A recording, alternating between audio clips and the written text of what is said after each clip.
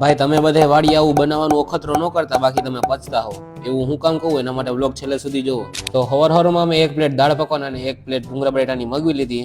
પણ આ લાલ ભૂંગળા બટેટા જોઈને લાગે કે મારો બીજો દિવસ લાલ જવાનો છે. આ લાલ ભૂંગળા બટેટા ખાઈને અમે વહી ગયા જેલ ચોક બાજુ. ત્યાં અમારે કામ હતું. આ ટૂંકમાં બીજું કાંઈ નહીં, આ ભૂંગળા બટેટા તીખા લાગ્યા. આ સમય સંજોગે હે ને પેલા સોડા પી લેવાય, બાકી કાલનો દિવસ અને હા એ 2 વસ્તુ લાલ થઈ જાય. સોડા પેલી હતી ને તો પછી પાર્થ કે મારે પેન્ટ લેવું હોય, તો મેં કીધું ઓ તારે તો ફટફટ બહાર આવતું રહ્યો. બીજો દિવસ એનો હોય ગઈ પેલા બધું લાલ થઈ ગયું.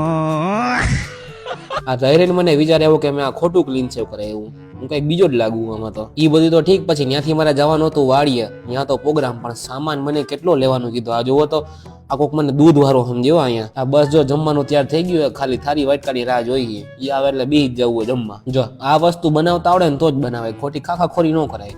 જો કાંઈક આમથી નામ થયું તો તમે સામે વાળાને ઝાડા કરાવી દેવા. એટલે